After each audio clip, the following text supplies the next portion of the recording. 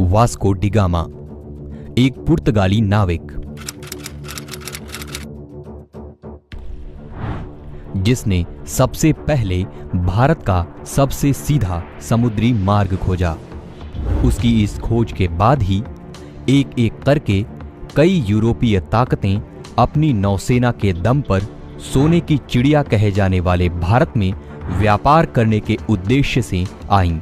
इन्हीं ताकतों में से एक था ब्रिटेन। अटलांटिक महासागर के पूर्वी कोने में स्थित एक छोटा सा द्वीपीय देश ब्रिटेन का भारत पर शासन एक व्यापारिक इकाई के रूप में तब शुरू हुआ जब 1600 ईस्वी में ईस्ट इंडिया कंपनी ने क्वीन एलिजाबेथ फर्स्ट से रॉयल चार्टर प्राप्त किया। लगभग 3 शताब्दियों की समयावधि के अंदर ही ब्रिटिश शासन एक व्यापारिक शक्ति से परिवर्तित होकर दुनिया की सबसे बड़ी राजनैतिक व सैन्य ताकतों में से एक हो गया। इन उपलब्धियों का कारण उपनिवेशों में स्थापित की गई मजबूत एवं कुशल ब्यूरोक्रेसी यानी कि नौकरशाही था। भारत पर ब्रिटिश शासन का नियंत्रण इसी ब्यूरोक्रेसी के तहत बनाए गए गवर्नर जनरल एवं वायसराय ऑफ इंडिया के पदों द्वारा किया गया। DIS की ओर से भारत के प्रमुख गवर्नर जनरल तथा वायसराय ऑफ इंडिया पर शुरू हो रही इस नई सीरीज में आप सभी का स्वागत है। इस सीरीज के माध्यम से हम भारत में ब्रिटिश शासन के तहत नियुक्त किए गए प्रमुख गवर्नर जनरल एवं वायसराय ऑफ इंडिया तथा उनके क्रमों पर चर्चा करेंगे। इनमें पहला नाम आता है रॉबर्ट क्लाइव का। सन 1744 में क्लाइव को मद्रास के फोर्ट सेंट जॉर्ज में ईस्ट इंडिया कंपनी के एक क्लर्क के रूप में नियुक्त किया गया। प्रथम कर्नाटक युद्ध के दौरान जब फ्रांस ने मद्रास पर हमला किया तब क्लाइव ने कुड्डालोर में अवस्थित फोर्ट सेंट डेविड के बचाव कार्य में सहायता प्रदान की। इसके अलावा उसने पौंडीचेरी की घेराबंदी में भी अपने सैन्य नेतृत्व को उजागर किया। इसके बाद सन 1751 में द्वितीय कर्नाटक युद्ध के दौरान अपनी कुशल चाल से अर्कॉट की घेराबंदी कर क्लाइव ने इस युद्ध का पासा ब्रिटिश के पक्ष में पलट दिया। इसके बाद सन 1753 में वह इंग्लैंड लौट गया। सन 1755 में लॉर्ड क्लाइव ब्रिटिश आर्मी के लेफ्टिनेंट कर्नल के रूप में दोबारा भारत वापस आया तथा उसे फोर्ट सेंट डेविड का डेप्यूटी गवर्नर भी बना दिया गया, जिसका उसने बचाव कार्य संभाला था। इतिहास के पन्नों में दर्ज 23 जून 1757 में घटित प्लासी के युद्ध में बंगाल के नवाब सिराजुद्दौला को हराने के लिए क्लाइव ने षड्यंत्र रचकर सफलता प्राप्त की। प्लासी में हुई इस जीत से बंगाल में ब्रिटिश संप्रभुता स्थापित होने के साथ साथ भारत को लूटने का सिलसिला भी शुरू हो चुका था, जिसके लिए मीर जाफर को बंगाल का नवाब बनाकर बंगाल में पपेट रूलर की शुरुआत अंग्रेजों द्वारा की गई। इन सभी घटनाक्रमों में क्लाइव की अहम भूमिका रही तथा उसे सन 1757 में फोर्ट विलियम प्रेसिडेंसी का गवर्नर बना दिया गया। इस प्रकार 1760 में वह एक धनी व्यक्ति के रूप में इंग्लैंड लौट गया।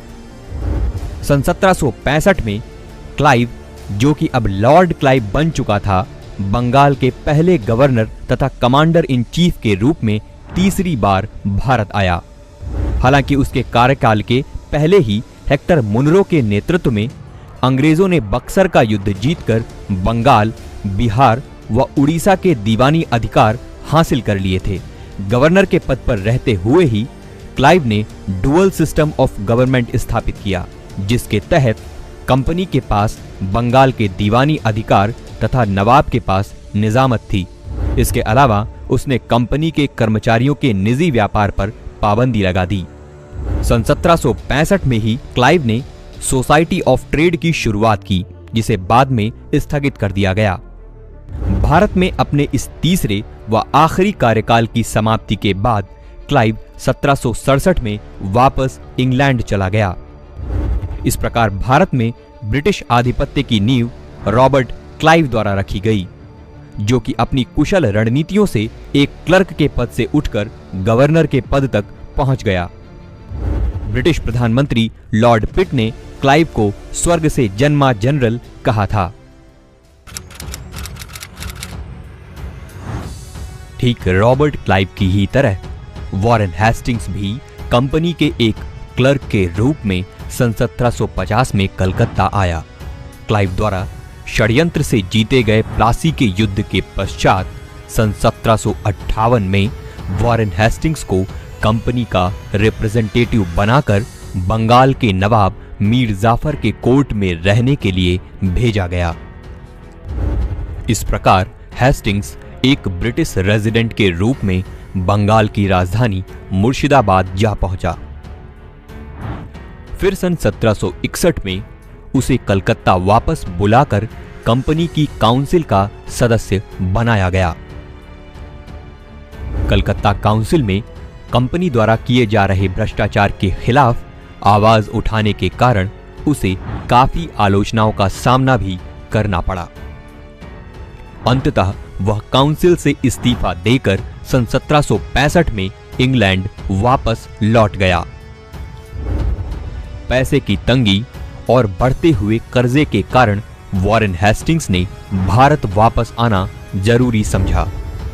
सन 1769 में हेस्टिंग्स क्लाइव का समर्थन पाकर मद्रास काउंसिल के सदस्य के रूप में दोबारा भारत वापस आया।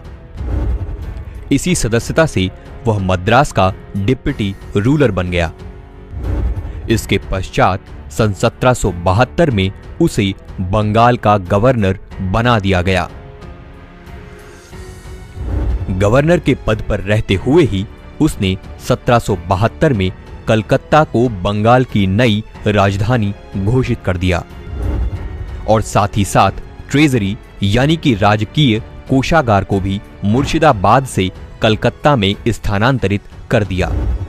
इसी दौरान ब्रिटिश पार्लियामेंट ने रेगुलेटिंग एक्ट 1773 पारित कर एक नए पद गवर्नर जनरल ऑफ बंगाल का गठन किया।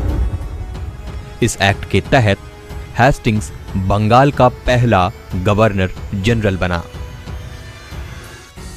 सिर्फ इतना ही नहीं, मद्रास और मुंबई के गवर्नर को भी उसके अधीन कर दिया गया। बंगाल के गवर्नर के पद पर रहते हुए उसने सन 1773 में ही लीज यानी इजारेदारी सिस्टम की शुरुआत की। कंपनी के भ्रष्टाचार के चलते दुरुपयोग हो रहे दस्तक पर हेस्टिंग्स ने पाबंदी लगा दी। 1770 के भयानक अकाल के कारणों में शामिल क्लाइव द्वारा शुरू किया गया डुअल सिस्टम ऑफ गवर्नमेंट को भी हेस्टिंग्स ने पूर्णतः खत्म कर दिया। इतिहासकारों के अनुसार हेस्टिंग्स ने अकाल से निपटने के लिए अन्न भंडारण गृह बनवाए, जिसमें पटना का गोलघर प्रसिद्ध है। ब्रिटिश शासन के तहत न्यायिक सुधार करने वालों में से सबसे पहला नाम वॉरेन हेस्टिंग्स का ही आता है। सन 1772 में उसने बंगाल के प्रत्येक जिले में एक क्रिमिनल कोर्ट और एक सिविल कोर्ट स्थापित करवाया। इसके अलावा उसने कलकत्ता में एक सदर क्रिमिनल कोर्ट व सदर सिविल कोर्ट भी स्थापित करवाया। रेवेन्यू कलेक्शन के उद्देश्य से पहली बार कलेक्टर के पद का गठन करने का श्रेय भी हेस्टिंग्स को ही दिया जाता है। सन 1781 में हेस्टिंग्स ने कलकत्ता में प्रथम मदरसा स्थापित करवाया। सन 1784 में विलियम जोन्स ने एशियाटिक सोसाइटी ऑफ बंगाल की नींव रखी तथा चार्ल्स विल्किंस ने भगवत गीता का अंग्रेजी में अनुवाद करवाया। ऐसे ही कुछ कार्यों में हेस्टिंग्स ने अपना पूर्ण सहयोग प्रदान किया। इसी वजह से हेस्टिंग्स को ओरिएंटलिस्ट अर्थात प्राच्यवाद का समर्थक भी कहा जाता है। रिंग ऑफ फेंस पॉलिसी के तहत बफर स्टेट्स बनाने के लिए भी हेस्टिंग्स को काफी ख्याति प्राप्त हुई। इसके अलावा कंपनी की तरफ से दी जाने वाली बंगाल के नवाब की पेंशन को भी हेस्टिंग्स ने आधा कर दिया। सन 1785 में हेस्टिंग्स वापस इंग्लैंड लौट गया, जहां लगभग 7 साल तक उस पर महाअभियोग चलाया गया। उस पर लगे इस महाअभियोग का कारण भ्रष्टाचार, नंद कुमार की न्यायिक हत्या, रोहिल्ला गृहयुद्ध में भूमि बर्बरता तथा बनारस के राजा चैत सिंह से दुर्व्यवहार शामिल था। इस प्रकार वह बंगाल का आखिरी गवर्नर तथा बंगाल का पहला गवर्नर जनरल रहा। जॉन मैकफर्सन, जो कि 1770 में कंपनी के एक लेखक के रूप में बंगाल आया, चूंकि वह काउंसिल का एक वरिष्ठ सदस्य भी था, इसी वजह से हेस्टिंग्स के इस्तीफे के बाद फरवरी 1785 में मैकफर्सन को acting governor general of Bengal बना दिया गया। इस पद पर रहते हुए ही उसने विद्रोह की कगार पर उतर आए सैनिकों का भुगतान राजकोष की नकदी का उपयोग करके किया। अन्य भुगतान 8% ब्याज वाले बॉन्ड्स भी दिए गए। मैकफर्सन के कार्यकाल में अभी तक कोई भी युद्ध नहीं लड़ा गया था। लॉर्ड कॉर्नवालिस ने मैकफर्सन की सरकार की निंदा करते हुए इसे अ सिस्टम ऑफ डर्टीएस्ट जॉबरी, यानी कि सबसे गंदे काम की व्यवस्था कहा था। लॉर्ड कॉर्नवालिस द्वारा जताए गए असंतोष के कारण मैकफर्सन को लगभग 20 महीने के कार्यकाल के बाद सितंबर 1786 में गवर्नर जनरल के पद से हटा दिया गया। विश्व प्रसिद्ध अमेरिकन वॉर ऑफ इंडिपेंडेंस में हुई ब्रिटिश सेना की शर्मनाक हार में चर्चित रहा एक व्यक्ति था लॉर्ड कॉर्नवालिस। सन 1781 में लॉर्ड कॉर्नवालिस ने ही अमेरिका व फ्रांसीसी सेनाओं के आगे ब्रिटेन की तरफ से सरेंडर किया था। ऐसे ही कई विशेष अनुभवों के कारण उसे सन 1786 में बंगाल के गवर्नर जनरल तथा कमांडर इन चीफ का पद सौंपा गया। भारत में सिविल सर्विसेज को शुरू करने का श्रेय लॉर्ड कॉर्नवालिस को जाता है।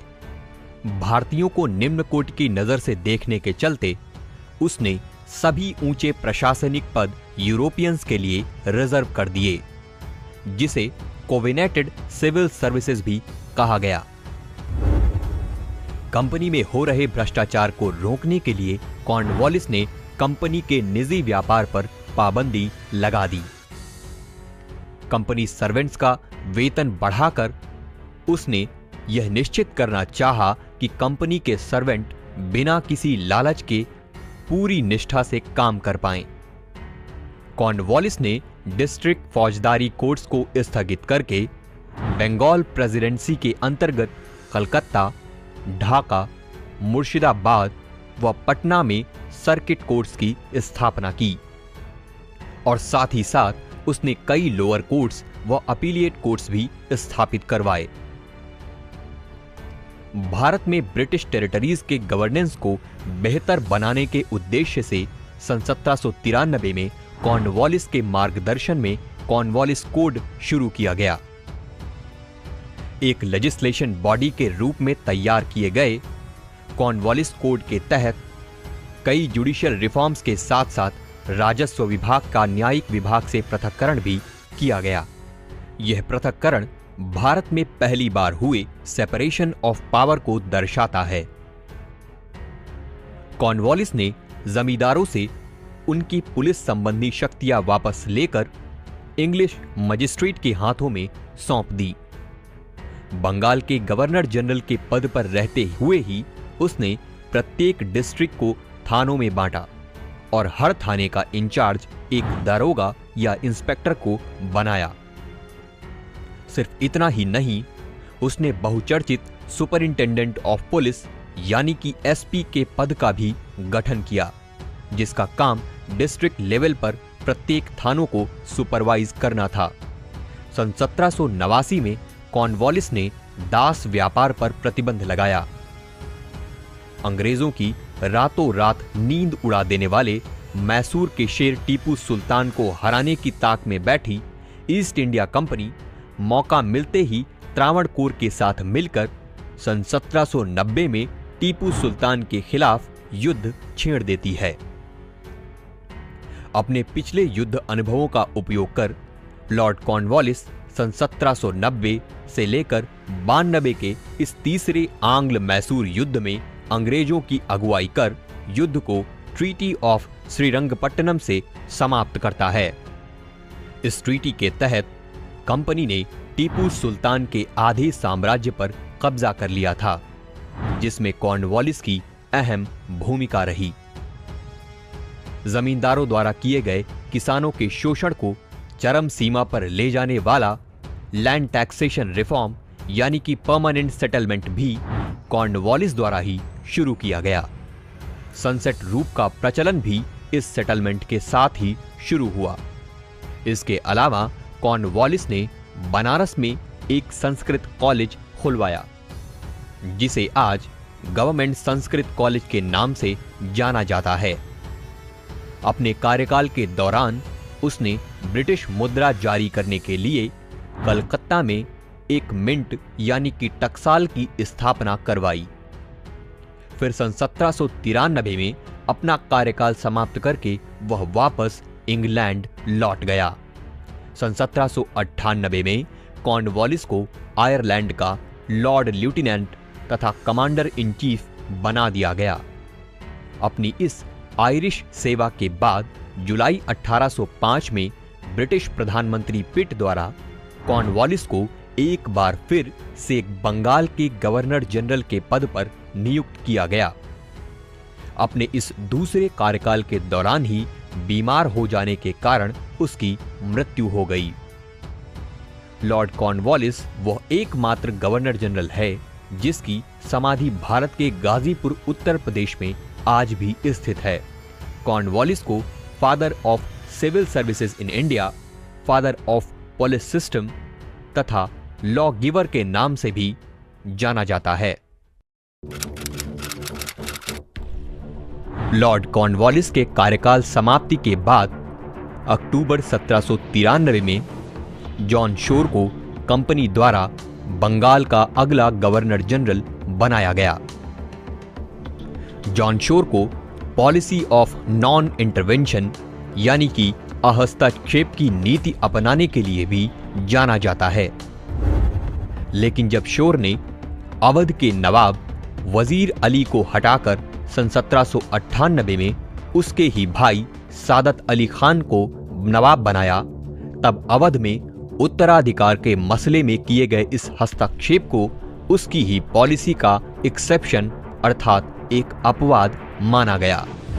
मद्रास आर्मी के कमांडर इन चीफ के रूप में सन 1796 में भारत आने वाले क्लार्क ने मार्च 1798 से मई 1798 तक लगभग 3 महीने के लिए acting governor general of Bengal का पद संभाला।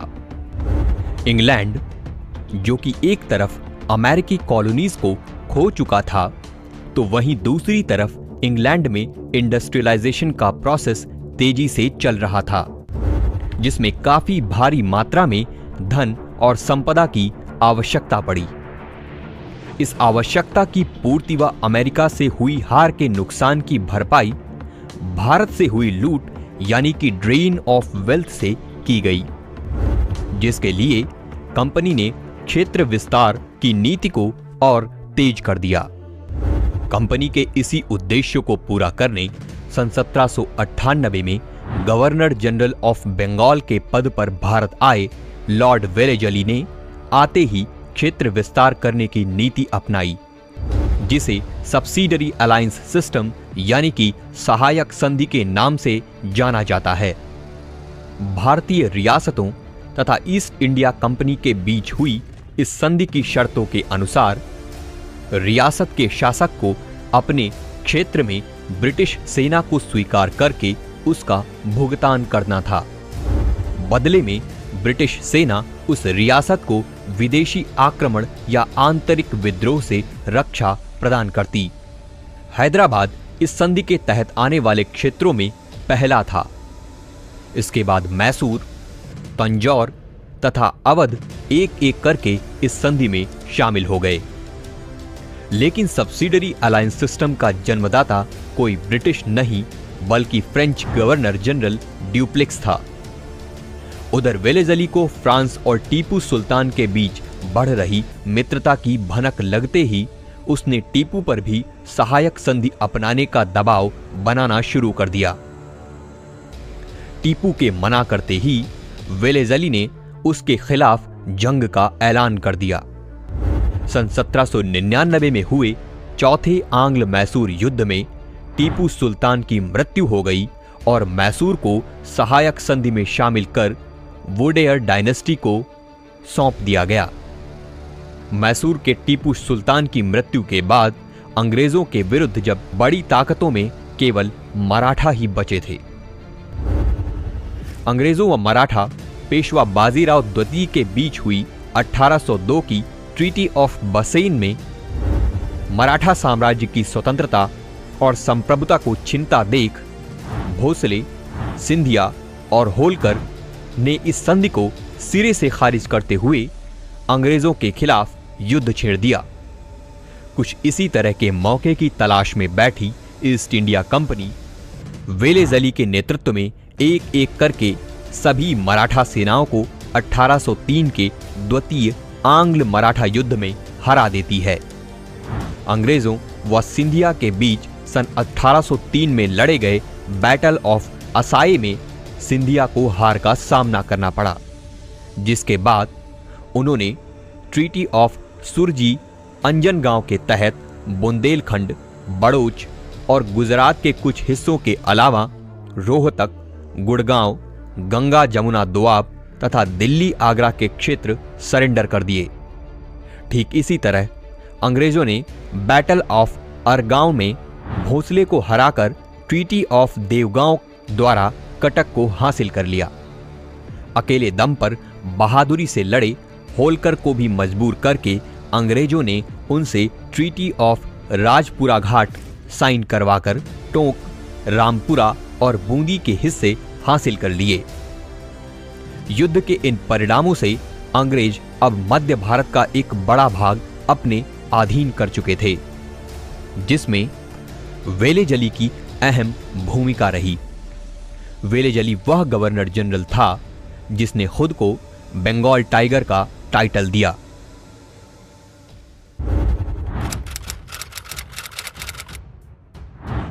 Father of civil services in India Lord Cornwallis जुलाई 1805 में एक बार फिर से बंगाल के गवर्नर जनरल के रूप में भारत आया।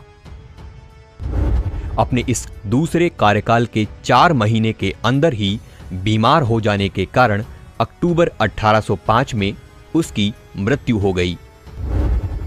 कॉर्नवालिस की मृत्यु के उपरांत जॉर्ज बार्लो को acting governor general of Bengal के पद पर नियुक्त किया गया। भारत में बड़े स्तर पर हुआ पहला सिपाही विद्रोह, वेल्लोर म्यूटिनी, जॉर्ज बार्लो के शासनकाल में ही हुआ था। सन 1806 में हुए वेल्लोर विद्रोह का मुख्य कारण अंग्रेजों द्वारा सिपाहियों के धर्मों में हस्तक्षेप करना था। एशिया के सबसे पुराने बैंक ऑफ कलकत्ता की स्थापना बार्लो के कार्यकाल के दौरान 2 जून 1806 को कलकत्ता प्रेसिडेंसी में हुई। सन 1921 में तीनों प्रेसिडेंसी के बैंकों, bank of Calcutta, bank of Madras तथा बैंक ऑफ बॉम्बे को मर्ज करके इंपीरियल बैंक ऑफ इंडिया के रूप में गठित किया गया।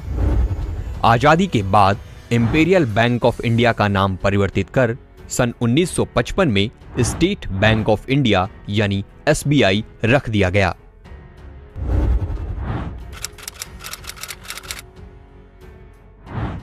फ्रांस और रूस जब 1807 में ट्रीटी ऑफ तिलसित साइन करते हैं, तब अंग्रेजों की रातों रात नींद उड़ जाती है, जिसका कारण था दोनों का लैंड रूट के माध्यम से उत्तर पश्चिमी भारत पर ब्रिटिश को चकनाचूर करने वाला संभावित संयुक्त आक्रमण। इस संभावित खतरे से निपटने के लिए अंग्रेजों ने पंजाब में एकीकृत सिख साम्राज्य स्थापित करने वाले शेरे पंजाब महाराजा रणजीत सिंह के साथ रक्षात्मक संधि करने का निर्णय लिया। बंगाल के गवर्नर जनरल लॉर्ड मिंटो प्रथम ने मेटकाफ को ब्रिटिश रिप्रेजेंटेटिव बनाकर सन 1809 में महाराजा रणजीत सिंह के साथ अमृतसर की संधि पर हस्ताक्षर किए।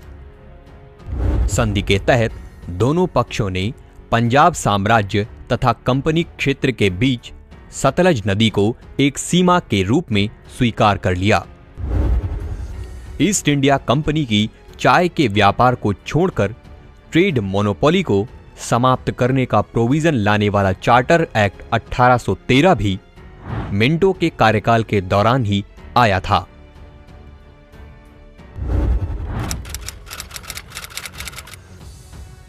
गोरखा यानी आज का नेपाल और अंग्रेज दोनों ही अपने क्षेत्र की विस्तार की जुगत में लगे थे, जिसके चलते कई सीमा विवाद हुए और सन 1814 से 16 तक दोनों पक्षों के बीच आंग्ल नेपाल युद्ध लड़ा गया, जिसमें लॉर्ड हेस्टिंग्स ने अंग्रेजों का नेतृत्व करते हुए जीत हासिल की।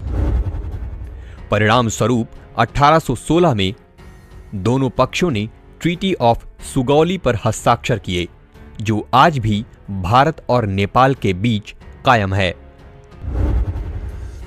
नेपाल के खिलाफ इस जीत के बाद हेस्टिंग्स को ब्रिटिश सरकार द्वारा मार्क्वेस ऑफ हेस्टिंग्स की उपाधि मिली। मराठों का संरक्षण प्राप्त करने वाले पिंडारी, जो कि युद्ध में लूटपाट पर आश्रित थे, अब तेजी से फैल रहे थे। ब्रिटिश साम्राज्य की शांति और समृद्धि के लिए वे खतरा बन चुके थे। इसलिए 1817 से 18 के बीच हेस्टिंग्स ने पिंडारियों के दमन का अभियान चलाया, जिसमें उसे सफलता प्राप्त हुई। अंग्रेजों का यह पिंडारी विरोधी अभियान सन 1817 से 19 में हुए तीसरे आंग्ल मराठा युद्ध का मुख्य कारण बना। इस अंतिम आंग्ल मराठा युद्ध में अंग्रेजों ने हेस्टिंग्स के नेतृत्व में पेशवा बाजीराव द्वितीय, होलकर और भोसले की संयुक्त सेनाओं को हराकर मराठा कॉन्फेडरेसी को ध्वस्त कर दिया। इस युद्ध के बाद मराठों से छीने गए कई हिस्सों में अंग्रेजों द्वारा बॉम्बे प्रेसिडेंसी का विस्तार किया गया। साथ ही साथ हेस्टिंग्स ने पेशवा का पद भी समाप्त कर दिया। लॉर्ड हेस्टिंग्स को पॉलिसी ऑफ नॉन इंटरवेंशन को समाप्त करने के लिए जाना जाता है। ठीक नेपाल और अंग्रेजों के सीमा विवाद की तरह ही अंग्रेजों का बर्मा यानी आज के म्यांमार के साथ भी अपनी क्षेत्र विस्तार की नीति के चलते कई सीमा विवाद हो चुके थे। यह सीमा विवाद ही भारत में ब्रिटिश शासन के दौरान हुए सबसे महंगे युद्ध कहे जाने वाले प्रथम आंग्ल बर्मा युद्ध का कारण बना। इसी दौरान बंगाल के गवर्नर जनरल की कमान लॉर्ड एमहर्स्ट के हाथों में थी।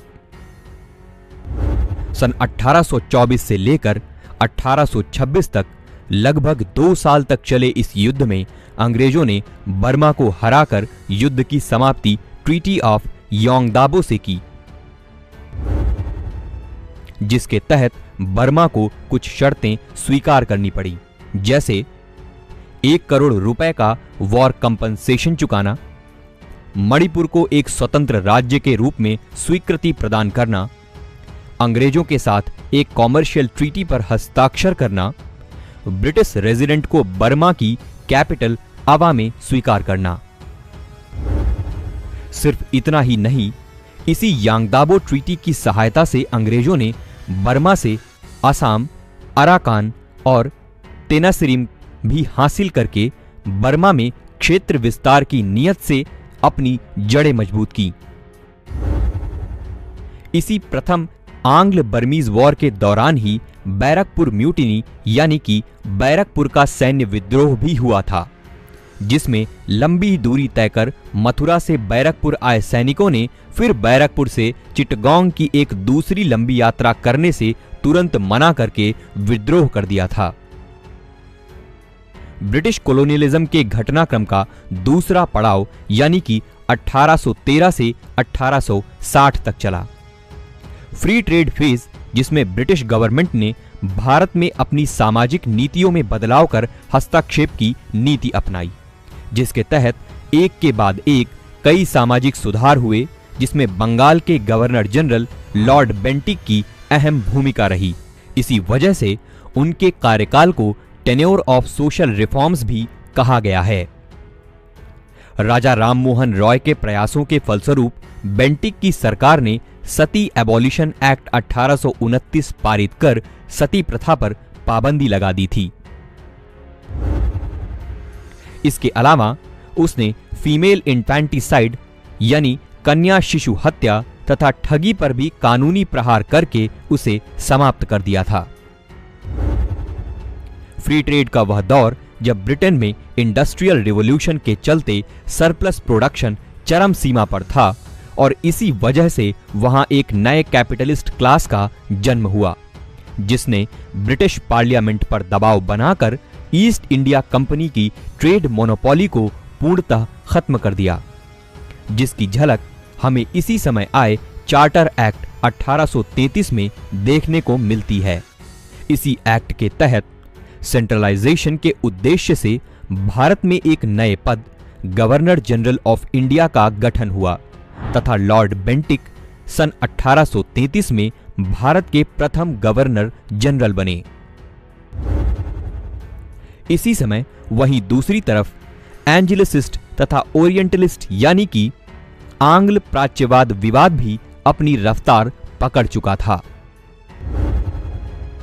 परंतु एंजेलिसिस्ट का पलड़ा तब भारी हो जाता है जब गवर्नर जनरल ऑफ इंडिया के पद पर रहते हुए Lord Bentinck English education act 1835 पारित कर अंग्रेजी भाषा को उच्च शिक्षा का माध्यम बना देता है। इसके साथ ही 1835 में कलकत्ता मेडिकल कॉलेज की स्थापना भी बेंटिक द्वारा ही की गई थी। बेंटिक के कार्यकाल के दौरान ही कुशासन के आधार पर मैसूर को 1831 में, कुर्ग को 1834 में और कछार को 1834 में अंग्रेजों ने अपने अधिकार क्षेत्र में ले लिया था। इसी प्रकार 1803 में मद्रास का गवर्नर रह चुका बेंटिक बंगाल का आखिरी गवर्नर जनरल तथा भारत का पहला गवर्नर जनरल बना।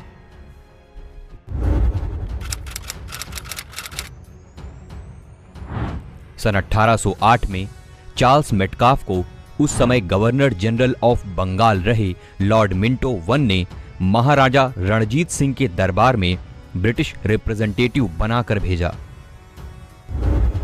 जिसके फलस्वरूप दोनों पक्षों के बीच ट्रीटी ऑफ अमृतसर साइन हुई।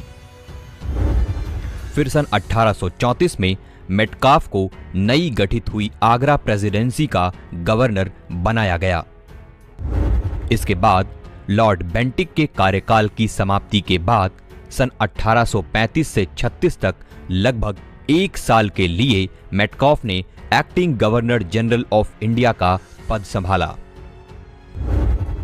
अपने इस पद पर रहते हुए उसने प्रेस पर कड़े प्रतिबंध लगाने वाले कानूनों को निरस्त कर दिया। भारतीयों के पक्ष में उठाए गए इस सराहनीय कदम की वजह से उसे लिबरेटर ऑफ इंडियन प्रेस भी कहा गया है। इसके अलावा उसने 1836 में कलकत्ता पब्लिक लाइब्रेरी की स्थापना की, जिसे आज नेशनल लाइब्रेरी ऑफ इंडिया के नाम से जाना जाता है। कॉलोनियलिज्म के दूसरे फेज में भारत अब ब्रिटेन की सबसे कीमती कॉलोनी बन चुका था और अपनी इस कीमती कॉलोनी के उत्तर पश्चिमी भाग में रशिया के संभावित आक्रमण का खतरा मंडराता देख governor general of India Lord Auckland ने सन 1838 में पंजाब के महाराजा रणजीत सिंह तथा अफगान के देश निकाला हुए आमिर शुजा के साथ मिलकर एक त्रिपक्षीय संधि कर ली। इस संधि के तहत ही 1 अक्टूबर 1838 को अंग्रेजों ने शिमला डिक्लेरेशन के द्वारा अफगान पर आक्रमण की घोषणा कर दी, जिसके परिणाम स्वरूप ही प्रथम आंग्ल अफगान युद्ध 1838 से लेकर 1842 तक हुआ, जिसमें ब्रिटिश सेना का नेतृत्व governor general of India Auckland ने किया। अफगान के आमिर दोस्त मोहम्मद के खिलाफ बढ़ती हुई ब्रिटिश सेना और रणजीत सिंह के दल खालसा को ऑकलैंड ने संयुक्त रूप से the grand army of Indus कह के पुकारा। लगभग 1 साल के अंदर ही ब्रिटिश सेना ने दोस्त मोहम्मद को हराकर शुजा को अफगान के शाह के ताज से नवाजा, परंतु अफगानों ने विदेशी ताकत द्वारा जबरदस्ती थोपे गए शाह को अस्वीकार करके शाह शुजा के साथ साथ कई ब्रिटिश ऑफिशियल्स की भी हत्या कर दी और अंततः इस युद्ध में ब्रिटेन की हार हुई। प्रथम आंग्ल अफगान युद्ध में हुई हार तथा जान और माल की हानि के बाद ब्रिटिश पार्लियामेंट ने ऑकलैंड को हटाकर एशिया में शांति स्थापित करने के उद्देश्य से लॉर्ड एलनबोरो को सन 1842 में गवर्नर जनरल ऑफ इंडिया बनाकर भारत भेजा। एंग्लो रशियन राइवलरी के चलते तथा अफगान युद्ध में हार के बाद अंग्रेजों ने अपने हित में सिंध पर कब्जा करना जरूरी समझा। गवर्नर जनरल ऑफ इंडिया एलनबोरो के आदेशानुसार मेजर जनरल नेपियर ने बैटल ऑफ मियानी ने सिंध के आमिरों को हराकर सन 1843 में सिंध पर कब्जा कर लिया।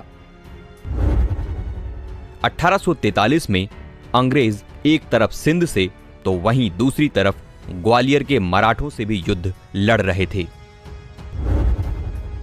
ग्वालियर के मराठों ने अफगान युद्ध में हुई अंग्रेजों की हार को दोबारा आजादी पाने का एक सुनहरा अवसर के रूप में देखा, जिसके कारण बैटल ऑफ महाराजपुर तथा बैटल ऑफ पुन्नईर लड़ा गया। लेकिन इन युद्धों में ग्वालियर के मराठों को हार का सामना करना पड़ा। इसके अलावा एलनबोरो ने स्लेवरी एबॉलिशन एक्ट 1843 लाकर दास प्रथा को खत्म कर दिया। एलनबोरो के समय ही ग्रामीण क्षेत्रों में शिक्षा को देसी भाषा में प्रोत्साहित करने की योजना 1843 में जेम्स थॉमस जोनाथन द्वारा लाई गई, जो कि नॉर्थ वेस्ट प्रोविंस का लेफ्टिनेंट गवर्नर था।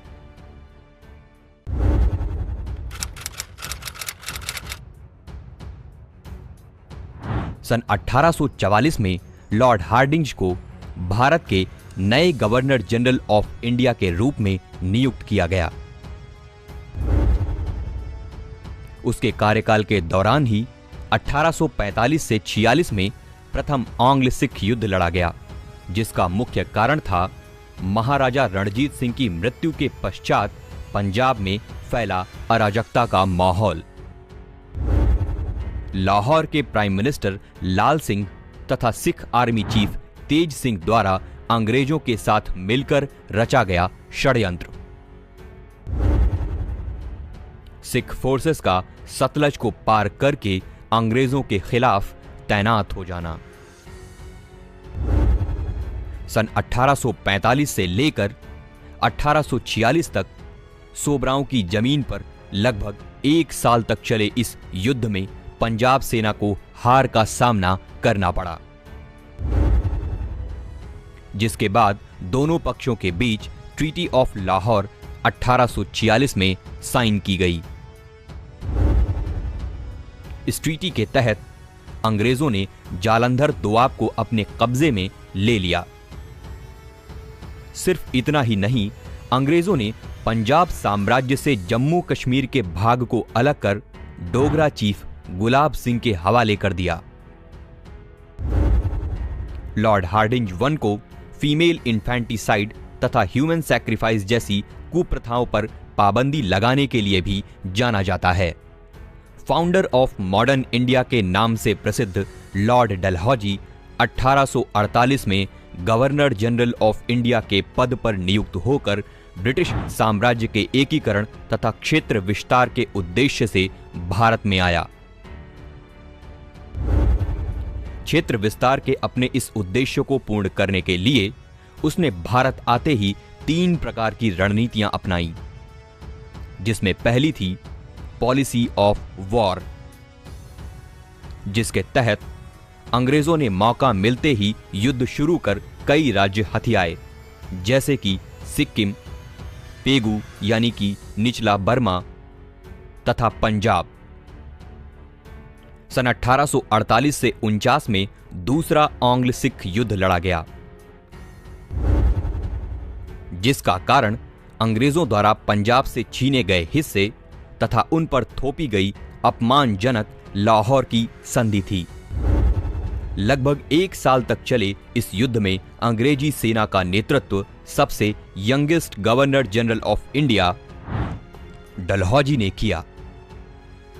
यह दूसरा आंग्ल सिख युद्ध battle of Ramnagar, battle of Chillianwala तथा बैटल ऑफ गुजरात की छोटी छोटी कड़ियों में घटित हुआ, जिसमें अंग्रेजों ने पंजाब आर्मी को हराकर पंजाब को अंग्रेजी हुकूमत के कब्जे में ले लिया। डलहौजी द्वारा क्षेत्र विस्तार की अपनाई गई दूसरी सबसे प्रसिद्ध रणनीति थी डॉक्ट्रिन ऑफ लैप्स, जिसके तहत अंग्रेजी हुकूमत द्वारा एक के बाद एक राज्य हड़प लिए गए, जैसे कि सतारा को 1848 में, जैतपुर को 1849 में, संबलपुर को 1849 में, उदयपुर को 1852 में, झांसी को 1853 में, नागपुर को 1854 में तथा अवध को 1856 में। कुप्रशासन का आरोप लगाकर अवध का राज्य हड़प लेना उसकी तीसरी रणनीति थी। डलहौजी के समय में ही एक तरफ ब्रिटिश कॉलोनियलिज्म का फ्री ट्रेड का फेज समाप्त होने को था, तो वहीं दूसरी तरफ तीसरा फेज यानी कि फेज ऑफ फाइनेंशियल कैपिटलिज्म शुरू होने की कगार पर था। ब्रिटिश कॉलोनियलिज्म के इस तीसरे चरण में इंग्लिश कैपिटलिस्ट के पास जो थोड़ा सा भी धन था, वह अब उसे प्रॉफिट कमाने के उद्देश्य से इन्वेस्ट करने लगे थे।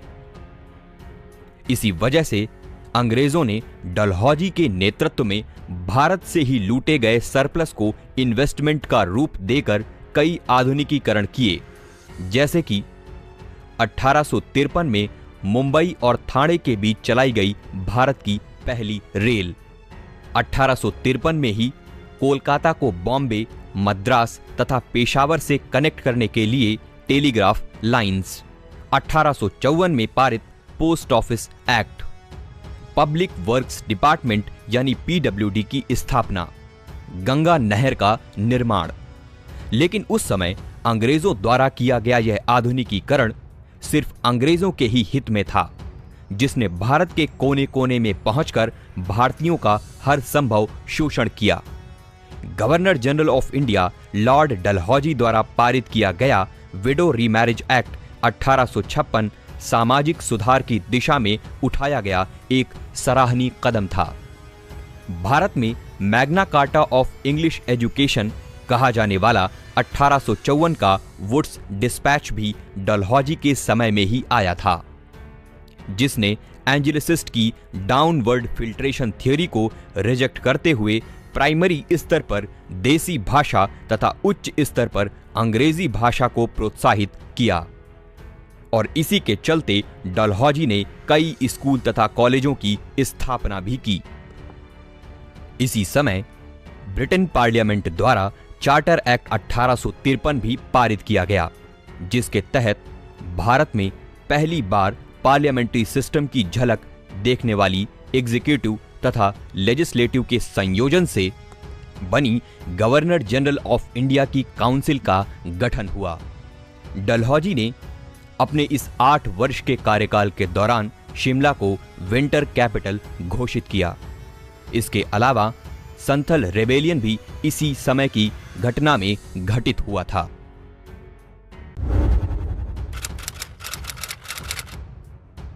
राजनीतिक सत्ता छीनने की होड़, सामाजिक और धार्मिक मामलों में दखलंदाजी, भीषण अकाल, सैनिकों का बढ़ता असंतोष और अफवाहों की बौछार से जूझते भारत पर ब्रिटिश शासन को अब पूरे 100 साल हो चुके थे।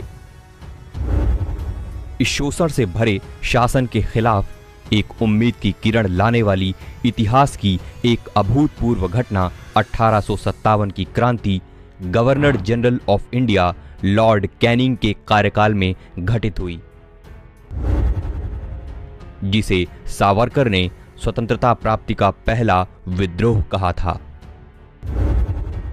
बहादुरी की पराकाष्ठा व्यक्त करती इस क्रांति के विरुद्ध अंग्रेजों ने गवर्नमेंट ऑफ इंडिया एक्ट 1858 पारित कर भारत में ईस्ट इंडिया कंपनी के शासन को पूर्णतः समाप्त कर भारत में क्राउन रूल की शुरुआत की। गुड गवर्नेंस ऑफ इंडिया के नाम से लागू हुए इस एक्ट ने भारत में एक नए पद वायसरॉय ऑफ इंडिया की शुरुआत की, जो कि ब्रिटिश क्राउन का एक डायरेक्ट रिप्रेजेंटेटिव था। Governor general of India Canning को भारत के पहले वायसराय के रूप में नियुक्त किया गया। इसी समय वायसराय के अलावा एक दूसरी पोस्ट SSI यानी secretary of states of India भी बनाई गई, जो कि ब्रिटिश पार्लियामेंट का कैबिनेट मिनिस्टर था। लॉर्ड स्टैनली पहला secretary of state for India बना। 1858 के इस एक्ट ने डॉक्ट्रिन ऑफ लैप्स को पूर्णतः खत्म कर दिया। 1858 के एक्ट के अलावा कैनिंग के कार्यकाल के दौरान आने वाला दूसरा एक्ट था Indian council act of 1861। Decentralization के उद्देश्य से आए इस एक्ट ने बॉम्बे और मद्रास के गवर्नरों को उनकी एग्जीक्यूटिव पावर वापस सौंप दी। इसके अलावा पोर्टफोलियो सिस्टम भी इसी 1861 के एक्ट से शुरू हुआ। कैनिंग के कार्यकाल के दौरान ही इंडिगो रिवॉल्ट 1859 का यानी नीली क्रांति हुई, जिसका कारण ब्रिटिश प्लांटर्स द्वारा छोटे किसानों को नील की खेती के लिए मजबूर करना था। इसके अलावा 1859 में ही यूरोपियन ट्रूप्स द्वारा व्हाइट म्यूटिनी घटित हुई, जिसका कारण बिना सूचना दिए कंपनी का क्राउन को शक्ति स्थानांतरण था, जिसमें कंपनी की आर्मी के पेमेंट पर विवाद छिड़ गया था। कैनिंग ने गवर्नर जनरल ऑफ इंडिया के पद पर रहते हुए सन 1857 में बॉम्बे, मद्रास और कलकत्ता में यूनिवर्सिटीज की स्थापना की। भारत का पहला बजट 7 अप्रैल 1860 को आया, जिसे प्रथम फिनेंस मिनिस्टर जेम्स विल्सन ने प्रस्तुत किया था। मैकॉले द्वारा तैयार किया गया इंडियन पीनल कोड सन 1862 में जाकर Calcutta chief justice baldness peacock के द्वारा लागू किया गया, जो आज भी कार्यरत है। लॉर्ड कैनिंग भारत का आखिरी गवर्नर जनरल तथा प्रथम वायसरॉय ऑफ इंडिया बना। भारत के दूसरे viceroy of India lord Elgin I के कार्यकाल के दौरान सैयद अहमद द्वारा वहाबी मूवमेंट शुरू किया गया था, जो कि इस्लाम का एक रिवाइवलिस्ट मूवमेंट था। सीमा विवाद और क्षेत्र विस्तार की नीयत के कारण लड़ा गया Anglo भूटानीज war 1865 viceroy of India John Lawrence के समय में हुआ। लॉरेंस ने तीनों प्रेसिडेंसी टाउन यानी बॉम्बे, कलकत्ता और मद्रास में हाई कोर्ट्स की स्थापना की। इसके अलावा उसके समय में उड़ीसा और बुंदेलखंड क्षेत्र में भीषण अकाल पड़ा, जिसके इन्वेस्टिगेशन के लिए 1866 में कैंपबेल के नेतृत्व में एक फैमाइन कमीशन का गठन हुआ।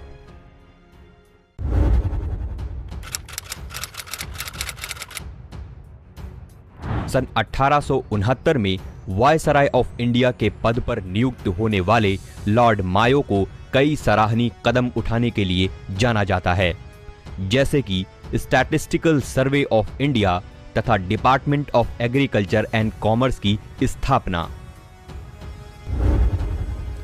भारतीय उपमहाद्वीप के ज्यादातर हिस्सों में रहने वाले विभिन्न वर्ग व जाति के लोगों और उनकी जनसंख्या का अनुमान लगाने के लिए भारत की पहली जनगणना सन 1872 में लॉर्ड मायो के कार्यकाल के दौरान ही हुई थी। न केवल डेवलपमेंट बल्कि शिक्षा के क्षेत्र में भी मायो ने कई पहल की, जैसे कि इंडियन प्रिंसेस यानी कि भारतीय रियासतों के राजपुत्रों को पॉलिटिकल ट्रेनिंग देने के उद्देश्य से काठियावाड़ में राजकोट कॉलेज तथा अजमेर में मेयो कॉलेज की स्थापना वायसराय लॉर्ड मेयो द्वारा की गई। लीगल रिफॉर्म्स के उद्देश्य से मेयो की सरकार द्वारा इंडियन एविडेंस एक्ट 1872 पारित किया गया। इसके अलावा उसने अंडमान की जेलों में संभावित प्रिजन रिफॉर्म्स में भी दिलचस्पी दिखाई। अंडमान के पोर्ट ब्लेयर में ही एक अफरीदी पठान शेर अली अफरीदी ने लॉर्ड मायो की हत्या कर दी। मेयो के सम्मान में अंडमान में मूलतः पाई जाने वाली संकटग्रस्त स्वैलोटेल बटरफ्लाई को पैपिलियो मेयो के नाम से जाना जाता है। Viceroy of India Lord Northbrook के समय बड़ौदा के रूलर मल्हार राव गायकवाड़ को ब्रिटिश रेजिडेंट फेयर को जहर देने के आरोप में ट्रायल का सामना करना पड़ा, जिसके बाद उस पर कुप्रशासन का आरोप लगाकर उसे गद्दी से उतार दिया गया तथा निष्कासित करके मद्रास भेज दिया गया, जहां उसकी मृत्यु हो गई। बड़ौदा में आई राजनीतिक संकट की इस घटना को बड़ौदा क्राइसिस 1875 के नाम से जाना जाता है। उधर दूसरी तरफ पंजाब में राजनीतिक अराजकता के खिलाफ कूका मूवमेंट भी अपनी रफ्तार पकड़ चुका था, जिसका उद्देश्य था अंग्रेजी शासन को पंजाब से खदेड़ फेंकना। 1872 का यह कूका मूवमेंट दरअसल नामधारी मूवमेंट का एक अहम फेज था, जिसके लीडर सतगुरु राम सिंह थे। साल 2014 में अंग्रेजों के खिलाफ बहादुरी से चलाए गए इस मूवमेंट के सम्मान में भारत सरकार ने कूका मूवमेंट स्टैंप भी जारी किया था। वायसराय नॉर्थब्रोक के कार्यकाल के दौरान सन 1875 में ही सैयद अहमद खान ने मुहम्मदीन एंग्लो ओरिएंटल कॉलेज की स्थापना की, जो आगे जाकर अलीगढ़ मुस्लिम यूनिवर्सिटी AMU के रूप में परिवर्तित हो गया। सन 1875 में नॉर्थब्रुक के नेतृत्व में ब्रिटिश सरकार द्वारा कलकत्ता में इंडियन मेट्रोलॉजिकल डिपार्टमेंट यानी IMD की स्थापना की गई। इसके अलावा सन 1875 में ही prince of Wales Albert Edward का भारत में आगमन भी हुआ था। अंग्रेजी शासन के खिलाफ एक ओर कुछ भारतीय अपनी तलवारों से तो दूसरी ओर कुछ अपनी कलम से लड़ रहे थे। भारतीयों के इन दोनों ही तरीकों को कमजोर करने के लिए viceroy of India lord Lytton ने कुछ कानून पारित किए, जिनमें पहला था वर्नाकुलर प्रेस एक्ट 1878, जिसने देसी भाषा के अखबारों की आजादी छीनने वाले कठोर प्रतिबंध लगाए। उधर दूसरी ओर पारित किए गए आर्म्स एक्ट 1878 ने भारतीयों के उचित लाइसेंस के बिना शस्त्र रखने पर व बेचने पर पाबंदी लगा दी। इसी बीच ब्रिटिश इंडिया और अफगान के पहले से ही चल रहे बुरे संबंध तब और बिगड़ जाते हैं जब अफगान का आमिर शेर अली खान एक ब्रिटिश राजदूत को अस्वीकार कर देता है। वहीं दूसरी तरफ रूस के राजदूत का स्वागत करता है। ब्रिटेन को नाराज कर देने वाला और भारत जैसी अमूल्य ब्रिटिश कॉलोनी को रूस के निकट लाने वाला अफगान का यह कदम ही दूसरे आंग्ल अफगान युद्ध 1878 से 80 का कारण बन जाता है। रशिया और ब्रिटेन के बीच चल रहे द ग्रेट गेम का हिस्सा बन चुके इस द्वितीय आंग्ल अफगान युद्ध में अंग्रेज अफगानों को हराकर युद्ध की समाप्ति ट्रीटी ऑफ गैंडामार्क से करते हैं, जिसके तहत काबुल को एक परमानेंट ब्रिटिश रिप्रेजेंटेटिव स्वीकार करना पड़ा। लिटन के वायसराय ऑफ इंडिया के पद पर रहते हुए ही बॉम्बे, मद्रास, मैसूर, हैदराबाद तथा पंजाब और सेंट्रल इंडिया के क्षेत्रों में सन 1876 से 78 के बीच भीषण अकाल पड़ा, जिसके फलस्वरूप एक फैमाइन कमीशन 1878 में भी गठित किया गया, जिसके प्रेसिडेंट रिचर्ड स्ट्रैची थे। इसके अलावा लिटन के कार्यकाल के दौरान ही ब्रिटिश पार्लियामेंट द्वारा रॉयल टाइटल्स एक्ट 1876 पारित किया गया, जिसके तहत क्वीन विक्टोरिया को केसरे हिंद यानी क्वीन एम्प्रेस ऑफ इंडिया की उपाधि से विभूषित किया गया। लॉर्ड लिटन, जिसे ओवेन मेरेडिथ के नाम से भी जाना जाता था, एक प्रशासक के साथ साथ एक कवि भी था। भारत में ब्रिटिश शासन के चलते बरसों से छाई काली अंधेरी रात में कुछ क्षण के लिए एक उम्मीद का दीपक लेकर आने वाले लॉर्ड रिपन ने सन 1880 में वायसराय ऑफ इंडिया का पद संभाला।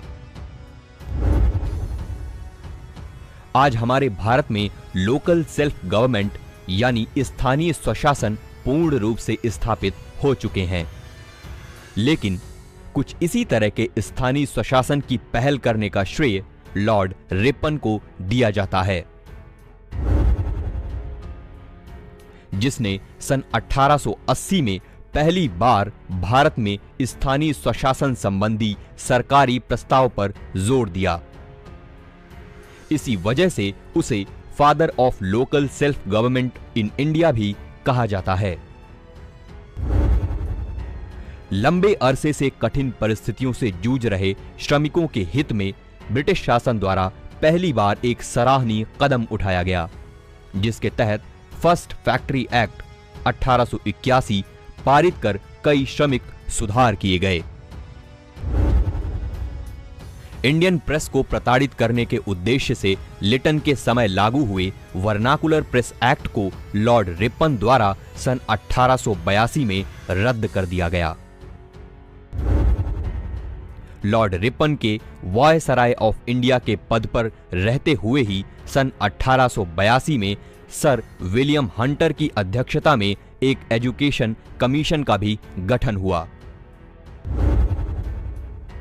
इस हंटर कमीशन ने प्राइमरी, सेकेंडरी और वुमेन एजुकेशन के सुधार की दिशा में कई प्रस्ताव दिए।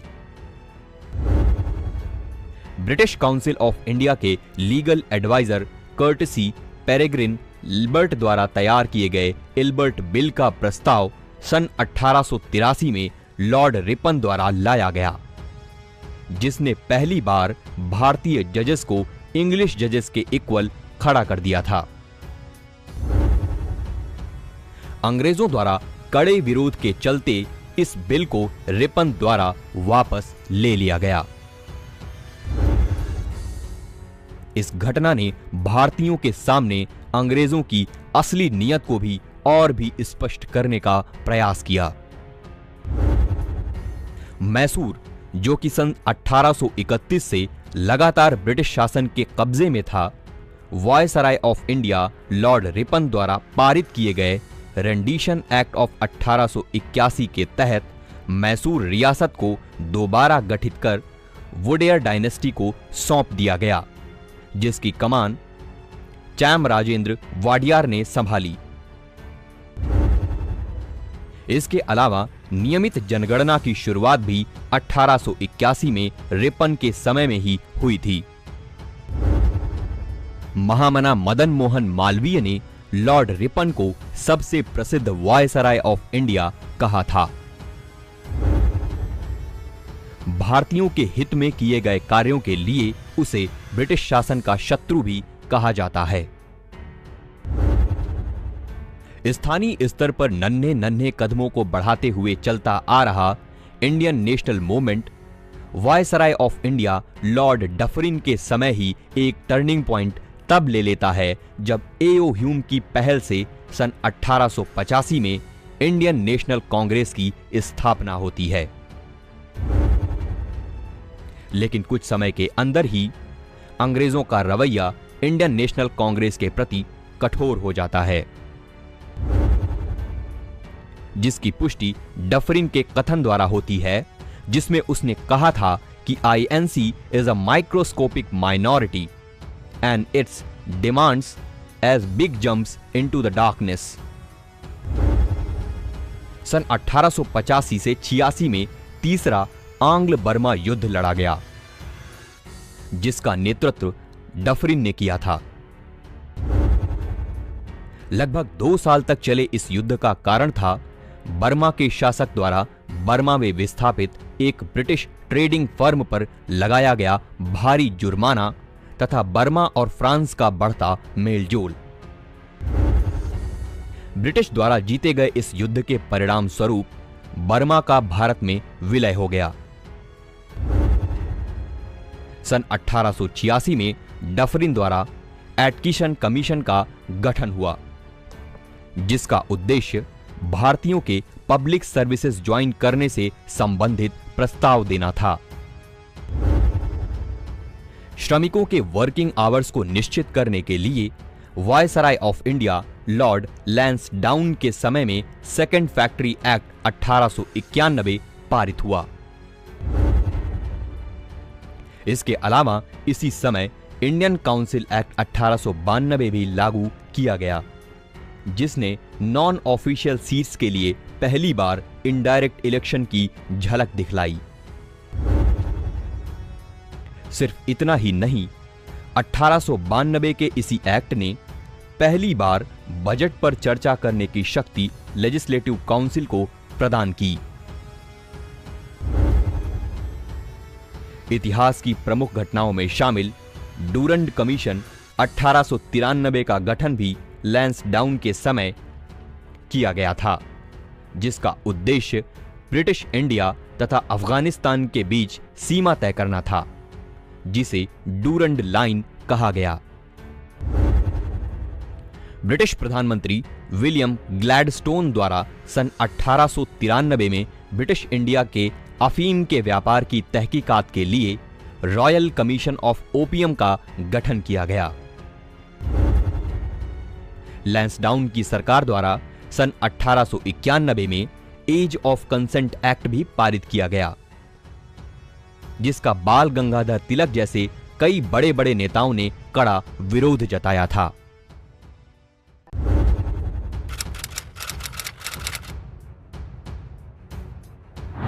लगभग 6 करोड़ 95 लाख आबादी को प्रभावित करने वाला 1896 से 97 का भीषण अकाल viceroy of India lord Elgin II के समय घटित हुआ। अकाल की जांच के लिए ब्रिटिश शासन द्वारा लेल कमीशन का गठन किया गया, जिसने सिंचाई व्यवस्था को विकसित करने का सुझाव दिया। वायसराय एल्गिन के समय लोग न सिर्फ भीषण अकाल बल्कि कई संक्रामक रोगों से भी जूझ रहे थे, जैसे कि पूना में फैला 1897 का ब्यूबोनिक प्लेग। पूना प्लेग की जांच के लिए सिविल सर्वेंट रांड की अध्यक्षता में रांड कमेटी का गठन किया गया। रांड कमेटी द्वारा महामारी से निपटने के लिए दिए गए सुझाव में ब्रिटिश सैनिकों को घर घर जाकर संक्रमित लोगों का सर्च ऑपरेशन करना था। लेकिन इस सर्च ऑपरेशन के नाम पर अंग्रेजों के सिपाहियों ने अपने अपने तरीकों से लोगों का शोषण करना शुरू कर दिया। अंग्रेजी सिपाहियों द्वारा आम जनता पर ढाए जा रहे जुल्मों के प्रतिशोध में चापेकर ब्रदर्स ने, जिसमें से दामोदर, बालकृष्ण और वासुदेव ने सन 1897 में 2 ब्रिटिश अधिकारियों रांड और एरेस्ट की हत्या कर दी। स्वतंत्रता सेनानी बाल गंगाधर तिलक ने भी सर्च ऑपरेशन के नाम पर अंग्रेजी सैनिकों द्वारा किए जा रहे अत्याचारों की निंदा की थी। माना जाता है कि इस दौर में भूखमरी, अकाल और संक्रामक रोगों से लगभग 10 लाख लोगों की मृत्यु हो गई थी। बंगाल, जो अब लगभग 7 करोड़ 80 लाख आबादी वाला ब्रिटिश इंडिया का सबसे बड़ा एवं महत्वपूर्ण प्रोविंस बन चुका था, इसी दौरान तेजी से साक्षर हो रहे बंगाल के नेताओं के द्वारा बंगाल में इंडियन नेशनल मूवमेंट की मजबूत नींव डाली जा रही थी। अंग्रेजों की आंख में खटकती बंगाल की बढ़ती हुई राजनीतिक गतिविधियों को कमजोर करने के उद्देश्य से viceroy of India Lord Curzon की नीतियों द्वारा बंगाल का विभाजन सन 1905 में किया गया। यह विभाजन अंग्रेजों की डिवाइड एंड रूल पॉलिसी का ही एक रूप था। इस बात की पुष्टि कर्जन के ही एक कथन द्वारा हुई है, जो है कि Congress is tottering to its fall and one of my greatest ambitions while in India is to assist in its peaceful डेमाइस।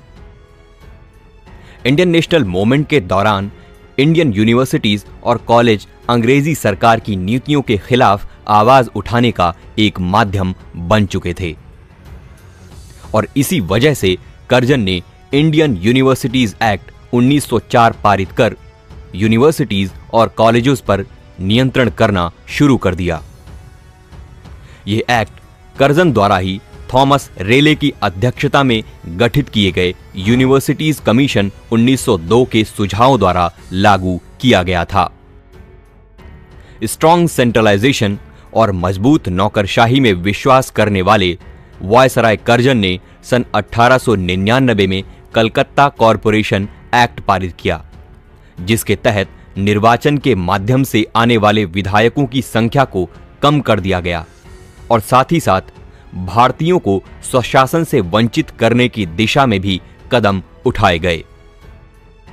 अकाल से निपटने के उद्देश्य से कर्जन द्वारा मैकडोनेल की अध्यक्षता में एक फैमाइन कमीशन का भी गठन किया गया।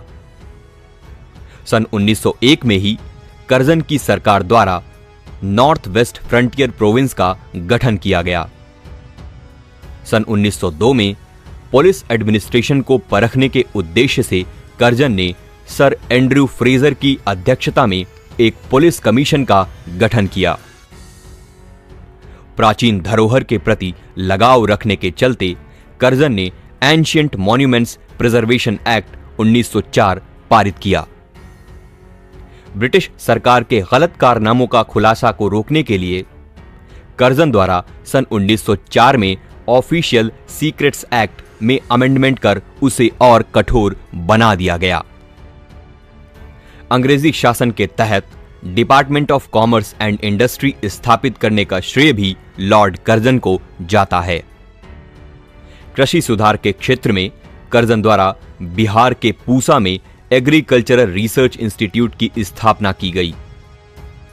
वायसराय कर्जन के समय शुरू हुआ अंग्रेजों का तिब्बत अभियान, जो Younghusband's mission to Tibet के नाम से भी प्रसिद्ध है, सन 1903 से 1904 तक चला, जिसका उद्देश्य तिब्बत पर बढ़ रहे रूस के प्रभाव को कम करना तथा सीमा विवाद को सुलझाना था।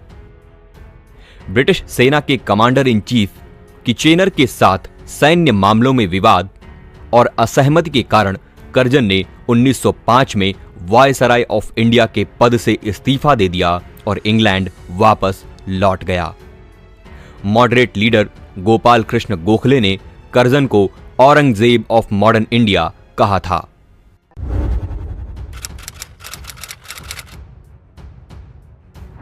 (1905) से शुरू हुए इंडियन नेशनल मूवमेंट के एक्सट्रीमिस्ट फेज के दौरान वायसराय ऑफ इंडिया की कमान लॉर्ड मिंटो द्वितीय के हाथों में थी। उसने स्वदेशी आंदोलन को दबाने का हर संभव प्रयास किया। उसके कार्यकाल के दौरान ही सूरत स्प्लिट 1907 की घटना घटित हुई, जिसकी अध्यक्षता मॉडरेट लीडर रास बिहारी घोष ने की थी, जिसके चलते कांग्रेस के सूरत एनुअल सेशन में एक्सट्रीमिस्ट लीडर्स को कांग्रेस से बाहर कर दिया गया था। वहीं दूसरी ओर सन 1906 में कुछ मुस्लिम जमींदार और नवाबों द्वारा ढाका में आगा खान की अगुवाई में ऑल इंडिया मुस्लिम लीग की स्थापना हुई। मिंटो द्वितीय के कार्यकाल के दौरान होने वाली प्रमुख घटनाओं में शामिल इंडियन काउंसिल एक्ट 1909 यानी मॉर्ले मिंटो रिफॉर्म्स एक्ट पारित हुआ, जिसने भारत में सांप्रदायिक निर्वाचन प्रणाली की शुरुआत की। इसके अलावा इस अधिनियम द्वारा पहली बार वायसराय की एग्जीक्यूटिव काउंसिल से भारतीयों को सम्मिलित करने की शुरुआत हुई तथा सत्येंद्र प्रसाद सिन्हा एक लॉ मेंबर के रूप में एग्जीक्यूटिव काउंसिल से जुड़ने वाले पहले भारतीय बने। अंग्रेजों द्वारा स्वदेशी मूवमेंट का क्रूरता से किए गए दमन के बाद हर तरफ पॉलिटिकल वैक्यूम क्रिएट हो जाने के कारण मूवमेंट लीडरलेस हो चुका था, जिसने क्रांतिकारी गतिविधियों को जन्म दिया। इन्हीं गतिविधियों के तहत सन 1906 में बैरिंद्र घोष तथा भूपेंद्र नाथ दत्ता द्वारा युगांतर समिति तथा 1909 में प्रमोद मित्र द्वारा अनुशीलन समिति आदि का गठन हुआ। सन 1911 में हार्डिंज द्वितीय के कार्यकाल के दौरान दिल्ली दरबार आयोजित किया गया, जिसमें किंग जॉर्ज फिफ्थ का कोरोनेशन हुआ, जिसके पश्चात कई महत्वपूर्ण कदम उठाए गए, जैसे कि सन 1911 में ही बंगाल के विभाजन को खारिज कर दिया गया। भारतीय आंदोलनकारियों तथा नेताओं के प्रभाव को कम करने के लिए भारत की राजधानी कलकत्ता से सन 1911 में दिल्ली स्थानांतरित कर दी गई। इसके अलावा सन 1913 में गदर मूवमेंट की शुरुआत हुई, जिसमें लाला हरदयाल की अहम भूमिका रही।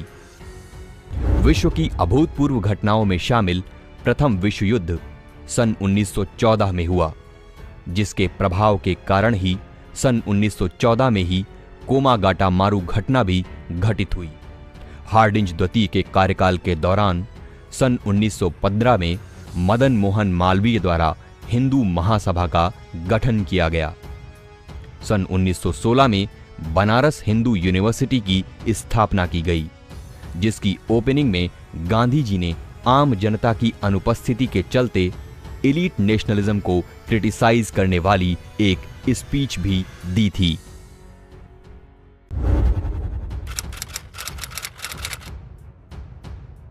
सन 1915 में शुरू हो चुके इंडियन नेशनल मूवमेंट के तीसरे व अंतिम पड़ाव यानी गांधीयन फेज सन 1916 में रफ्तार तब पकड़ लेता है जब गांधी जी छोटे छोटे लोकल मुद्दों से शुरू करते हुए बड़े बड़े आंदोलनों की पहल कर देते हैं।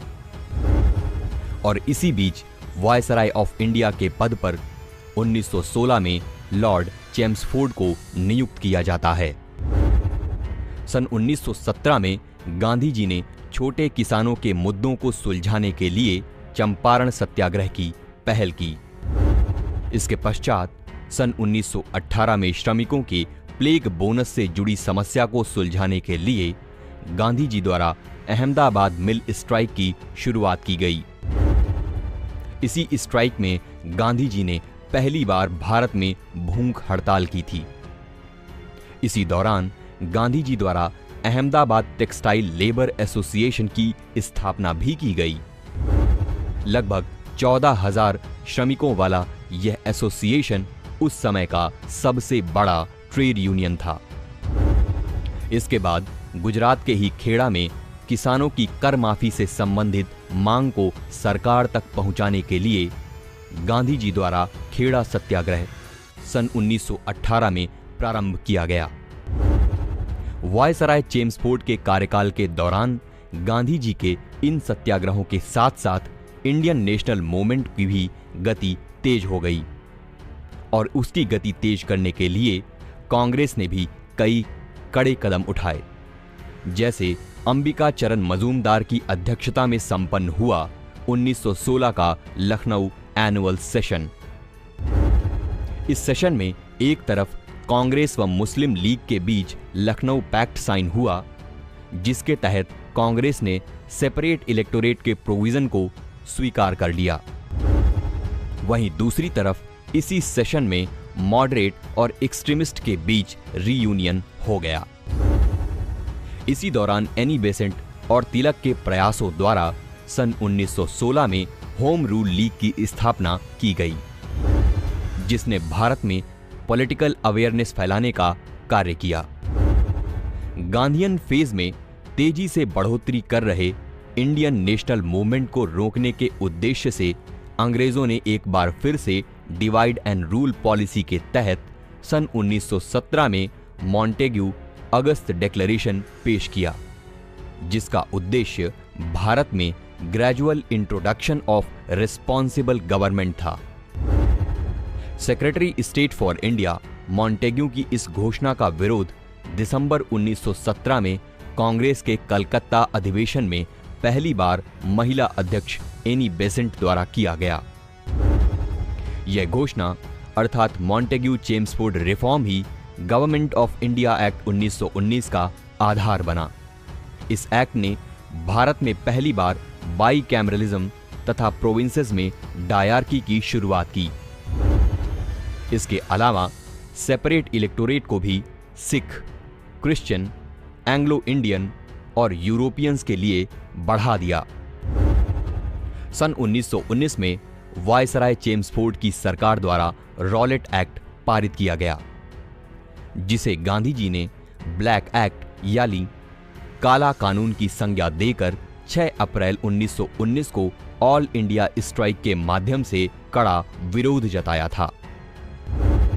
भारतीयों द्वारा किए जा रहे विरोध प्रदर्शनों का दमन करने के उद्देश्य से अंग्रेजों ने क्रूरता की पराकाष्ठा पार कर 13 अप्रैल 1919 को निहत्थे भारतीयों पर अंधाधुंध गोली चलाकर जलियांवाला बाग नरसंहार को अंजाम दिया।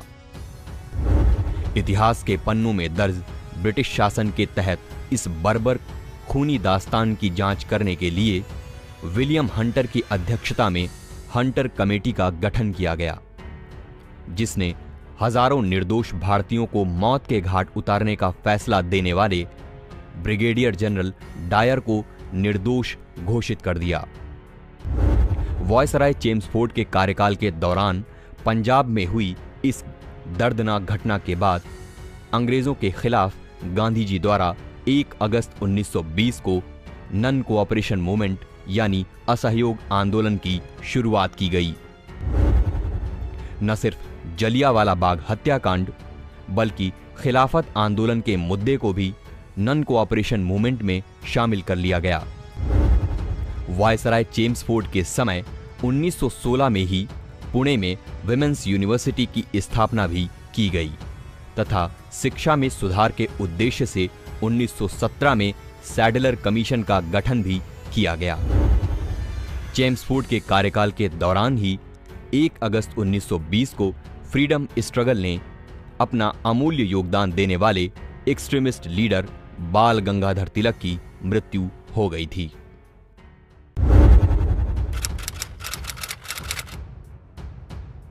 अपनी कठोर प्रतिक्रियाओं के लिए जाना जाने वाला लॉर्ड विलिंगडन सन 1931 में भारत के नए वायसराय ऑफ इंडिया के पद पर नियुक्त होकर भारत आया। विलिंगडन के समय ही सितंबर 1931 से लेकर दिसंबर 1931 तक लंदन में चली सेकेंड राउंड टेबल कॉन्फ्रेंस में कांग्रेस और संपूर्ण भारत का प्रतिनिधित्व करते हुए गांधी जी ने इस सम्मेलन में हिस्सा लिया था। लेकिन इस कॉन्फ्रेंस में मुस्लिम लीग, भारतीय रियासतों तथा डॉक्टर भीमराव अंबेडकर ने गांधी जी का साथ देने से यह कहकर मना कर दिया कि कांग्रेस उनके पक्षों का प्रतिनिधित्व नहीं करती है और इस प्रकार गांधी जी को खाली हाथ वापस लौटना पड़ा, जिसके बाद उन्होंने सविनय अवज्ञा आंदोलन को दोबारा से शुरू करने का निर्णय लिया। लेकिन तुरंत ही वायसराय वेलिंगटन ने गांधी जी को गिरफ्तार कर पुणे के यरवदा जेल में बंदी बना लिया।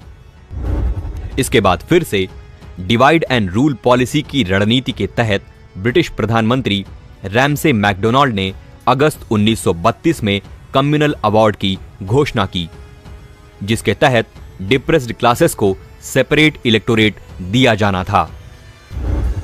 कांग्रेस ने अंग्रेजों की इस योजना को ना तो स्वीकार किया और ना ही अस्वीकार किया, लेकिन बांटो और राज करो की नीयत से लाए गए इस कम्युनल अवार्ड को गांधी जी ने सिरे से खारिज करते हुए सितंबर 1932 को यरवदा जेल में ही आमरण अनशन आरंभ कर दिया, जिसके पश्चात डॉक्टर भीमराव अंबेडकर तथा गांधी जी के बीच पूना पैक्ट साइन हुआ, जिसके तहत अंबेडकर ने ब्रिटिश सरकार के सेपरेट इलेक्टोरेट स्कीम को लेने से मना कर दिया, लेकिन बदले में कांग्रेस द्वारा डिप्रेस्ड क्लासेस के लिए रिजर्व्ड सीटों को बढ़ा दिया गया।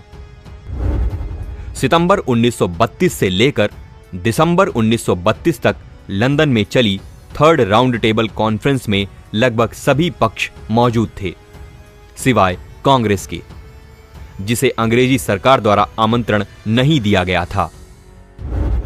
साइमन कमीशन द्वारा सभी राउंड टेबल कॉन्फ्रेंसेस के आधार पर ब्रिटिश पार्लियामेंट द्वारा सबसे महत्वपूर्ण रहा government of India act 1935 viceroy Wellington के समय ही पारित किया गया, जिसके अंतर्गत प्रोविंसेस में डायरकी समाप्त कर सेंटर में लागू कर दी गई। ब्रिटिश प्रोविंसेस और प्रिंसली स्टेट्स के संयोजन से एक ऑल इंडिया फेडरेशन बनाने का सुझाव प्रस्तुत किया गया, लेकिन प्रिंसली स्टेट्स की अस्वीकृति के कारण यह फेडरेशन कभी भी बन नहीं पाया।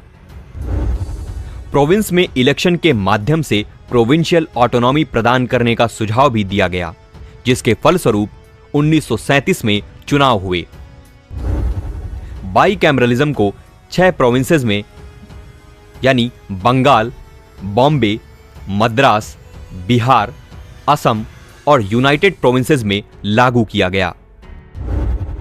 1935 के इस एक्ट ने केंद्र व उसकी इकाइयों के बीच 3 list, federal list, provincial list और कंकरेंट लिस्ट के माध्यम से शक्ति का विभाजन किया और साथ ही साथ रेजिडुअरी पावर्स को वायसराय के हाथों में सौंप दिया। इसके अलावा वुमेन, डिप्रेस्ड क्लासेस और लेबर्स को भी सेपरेट इलेक्टोरेट प्रदान करने का सुझाव प्रस्तुत किया गया। इसी एक्ट के माध्यम से एक फेडरल कोर्ट बनाने का प्रस्ताव भी रखा गया, जिसे आगे जाकर 1937 में स्थापित कर दिया गया। वायसराय वेलिंगटन के कार्यकाल के दौरान ही 1934 में आचार्य नरेंद्र देव और जयप्रकाश नारायण द्वारा कांग्रेस सोशलिस्ट पार्टी की स्थापना भी की गई थी। इसके अलावा सन 1936 में ऑल इंडिया किसान सभा की भी स्थापना इन्हीं के कार्यकाल में की गई थी। वेलिंगटन के समय 1935 में बर्मा को भारत से अलग करने का प्रावधान भी लाया गया था। हिल्टन यंग कमीशन द्वारा दिए गए रिकमेंडेशंस के आधार पर अंग्रेजी सरकार द्वारा reserve bank of India act 1934 पारित कर सन 1935 में रिजर्व बैंक ऑफ इंडिया की स्थापना कोलकाता में की गई थी। इसके अलावा वायसराय के सीधे नियंत्रण में रहने वाली फेडरल रेलवे अथॉरिटी का गठन भी इसी समय किया गया था।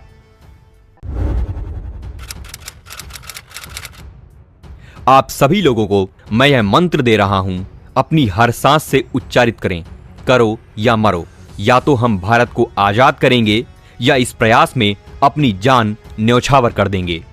गांधी जी ने अपने इस भाषण के द्वारा करो या मरो का नारा देकर मुंबई के ग्वालिया टैंक मैदान से 8 अगस्त 1942 को भारत छोड़ो आंदोलन का आह्वान करते हुए देशवासियों को संबोधित किया। वायसराय लॉर्ड लिनलिथगो के समय हुई स्वतंत्रता प्राप्ति की इस आखिरी पुकार को अगस्त रिवॉल्यूशन यानी कि अगस्त क्रांति के नाम से जाना जाता है, जिसका मुख्य कारण था 1939 में शुरू हुए द्वितीय विश्व युद्ध के चलते आवश्यक सामग्रियों तथा खाद्य सामग्रियों की मूल्यों में बढ़ोतरी, लिनलिथगो के द्वारा लाया गया अगस्त ऑफर, जिसे कांग्रेस ने अगस्त 1940 की वर्धा मीटिंग में अस्वीकार कर दिया था। मार्च 1942 में आए क्रिप्स मिशन का विफल हो जाना, जिसे गांधी जी ने post dated cheque of a falling bank कह के पुकारा था। अगस्त ऑफर में अंग्रेजों की तरफ से भारतीयों के लिए कोई भी सम्मानजनक समाधान न लाने की प्रतिक्रिया में गांधी जी ने सन 1940 में इंडिविजुअल सत्याग्रह यानी व्यक्तिगत सत्याग्रह की पहल की, जिसके अंतर्गत विनोबा भावे पहले तथा जवाहरलाल नेहरू दूसरे व्यक्तिगत सत्याग्रही बने और साथ ही साथ सत्याग्रहियों द्वारा दिल्ली चलो आंदोलन भी शुरू किया गया। क्विट इंडिया मूवमेंट यानी भारत छोड़ो आंदोलन के विरुद्ध प्रतिक्रिया के रूप में ब्रिटिश शासन द्वारा कांग्रेस को एक अवैध संस्था घोषित कर दिया गया तथा सभी आंदोलनकारियों को गिरफ्तार कर लिया गया। अंग्रेजों की सख्त प्रतिक्रिया को देखते हुए आंदोलनकारियों ने कई अंडरग्राउंड एक्टिविटीज जैसे कि रेडियो ऑपरेशंस आरंभ किए, जिसमें अरुणा आसफ अली, सुचेता कृपलानी, जयप्रकाश नारायण जैसे अनेक एक्सट्रीमिस्ट लीडर्स की अहम भूमिका रही और साथ ही साथ जातीय सरकार, प्रति सरकार और विद्युत वाहिनी जैसी अनेक पैरेलल गवर्नमेंट्स की भी शुरुआत की गई। वायसराय लिनलिथगो के समय 1936 से 37 के बीच पहले जनरल प्रोविंशियल इलेक्शंस हुए, जिसमें कांग्रेस 11 में से 8 प्रांतों में अपनी सरकार बनाने में सफल रही। कांग्रेस के अलावा इसी चुनाव में सिकंदर हयात खान के नेतृत्व में अंग्रेजी हुकूमत की वफादार रही यूनियनिस्ट पार्टी ने पंजाब में जीत हासिल की। वहीं दूसरी तरफ फजल उल हक के नेतृत्व में कृषक प्रजा पार्टी ने भी बंगाल में जीत हासिल की। इस चुनाव में मुस्लिम लीग को एक बड़ी हार का सामना करना पड़ा, जिसके कारण जिन्ना के नेतृत्व में मुस्लिम लीग ने उग्रवाद की ओर कदम बढ़ा दिया, जिसके फलस्वरूप मुस्लिम लीग के लाहौर अधिवेशन 1940 में फजल उल हक द्वारा दिखाए गए टू नेशन थियरी को मुस्लिम लीग द्वारा स्वीकार कर मुस्लिमों के लिए एक अलग राज्य की मांग कर दी। लगभग 2 साल प्रांतीय सरकार चलाने के बाद सन 1939 में कांग्रेस ने चुनाव में जीती गई सभी प्रांतीय सीटों से अपना त्यागपत्र दे दिया, जिसका कारण था द्वितीय विश्व युद्ध में भारतीयों के समर्थन के बदले अंग्रेजों द्वारा कोई सम्मानजनक प्रस्ताव न पारित करना। कांग्रेस द्वारा दिए गए इस रेजिग्नेशन को गांधी जी ने a better pill to cure कह के पुकारा तथा डॉक्टर अंबेडकर और मुस्लिम लीग ने कांग्रेस के रेजिग्नेशन के दिन को मुक्ति दिवस के रूप में मनाया। लॉर्ड लिनलिथगो के कार्यकाल के दौरान 1938 में हुए कांग्रेस के 51वें हरिपुरा अधिवेशन में सुभाष चंद्र बोस को कांग्रेस का प्रेसिडेंट चुना गया। कांग्रेस के इस हरिपुरा अधिवेशन में जवाहरलाल नेहरू की अध्यक्षता में नेशनल प्लानिंग कमेटी का गठन किया गया, जो कि जमींदारी एबॉलिशन के पक्ष में थे। सन 1939 में कांग्रेस के त्रिपुरी अधिवेशन में सुभाष चंद्र बोस को एक बार फिर से प्रेसिडेंट के पद पर जीत हासिल हुई, जिसमें उन्होंने गांधी जी का समर्थन प्राप्त करने वाले पट्टाभी सीतारमैया को पराजित किया था। गांधी जी ने पट्टाभी सीतारमैया की हार को अपनी हार घोषित कर दिया। अंततः कांग्रेस के इस प्रसिद्ध त्रिपुरी संकट के कारण सुभाष चंद्र बोस ने कांग्रेस से इस्तीफा दे दिया तथा सन 1939 में फॉरवर्ड ब्लॉक की स्थापना कर दी।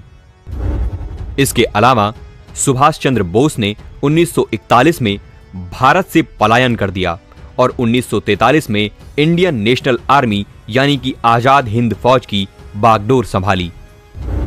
वायसराय लिनलिथगो के समय ही मुस्लिम लीग ने अपने कराची अधिवेशन 1944 में डिवाइड एंड क्विट का नारा दिया। सन 1937 में गांधी जी ने अपने जर्नल दी हरिजन में फंडामेंटल एजुकेशन पर वर्धा स्कीम प्रस्तुत की, जिसे बाद में जाकिर हुसैन कमेटी ने एक ड्राफ्ट प्लान के रूप में प्रस्तुत किया। लेकिन द्वितीय विश्व युद्ध और कांग्रेस के इस्तीफे के चलते यह योजना कभी भी सफल नहीं हो पाई। इसी दौरान 1937 में आरबीआई को कोलकाता से परमानेंटली मुंबई स्थानांतरित कर दिया गया, जो आज भी वहीं पर